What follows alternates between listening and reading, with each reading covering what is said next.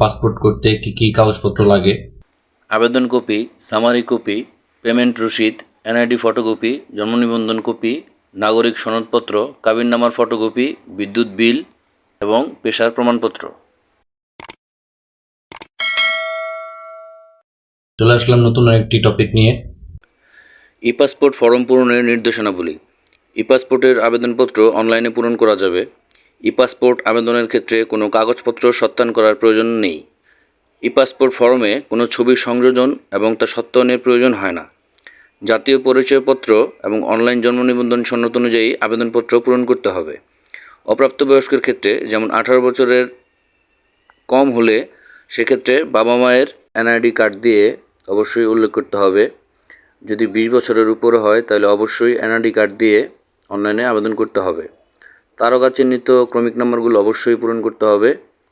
আবেদনে বর্তমান ঠিকানা সংশ্লিষ্ট বিভাগীয় পাসপোর্ট ও ভিসা পাসপোর্ট অফিস মিশনে দাখিল করতে হবে। 18 বছরের নিচের সকল আবেদন ই পাসপোর্টের মেয়াদ হবে 5 বছর এবং তা হবে 48 পৃষ্ঠার। প্রযোজ্য ক্ষেত্রে বিবাহ সনদ বা নিকাহনামা দাখিল করতে হবে। দেশের অভ্যন্তরে আবেদনের ক্ষেত্রে প্রযোজ্য ফির উপর নির্ধারিত হারে ভ্যাট ও অন্যান্য চার্জ যদি থাকে তা প্রদান করতে হবে। অতি জরুরি পাসপোর্টের আবেদনের ক্ষেত্রে পুলিশ ক্লিয়ারেন্স নিজ উদ্যোগে আবেদনের সাথে দাখিল করতে হবে। দেশের অভ্যন্তরে অতি জরুরি পাসপোর্ট প্রাপ্তির লক্ষ্যে আবেদনের সাথে পুলিশ ক্লিয়ারেন্স দাখিল করা হলে তা 2 কর্মদিবসের মধ্যে পাসপোর্ট প্রদান করা হবে। দেশের অভ্যন্তরে জরুরি পাসপোর্ট প্রাপ্তির লক্ষ্যে আবেদনের সাথে পুলিশ ক্লিয়ারেন্স দাখিল করা হলে অন্যান্য সকল তথ্য সঠিক থাকার সাপেক্ষে 7 কর্মদিবসের মধ্যে তা পাসপোর্ট প্রদান করা হবে।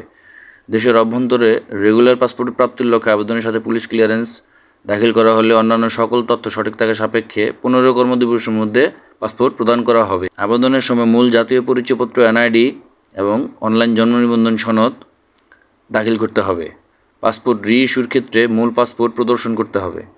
হারানো পাসপোর্টের ক্ষেত্রে মূল জিডির কপি দাখিল করতে হবে এবং পাসপোর্ট হারিয়ে গেলে বা চুরি হয়ে গেলে দ্রুত নিকটস্থ থানায় জিডি করতে হবে। পুনরায় পাসপোর্টের জন্য আবেদনের সময় পুরাতন পাসপোর্টের ফটোকপি এবং জিডি কপি সহ আবেদন দাখিল করতে হবে। তো এই ছিল আমার আজকের মতো ভিডিও। আশা করছি আমার ভিডিওর তথ্যগুলো আপনাদের অনেকেরই উপকারে আসবে। তো যদি আমার ভিডিওটি ভালো লেগে থাকে তাহলে অবশ্যই লাইক দিবেন এবং সাবস্ক্রাইব করে নতুন নতুন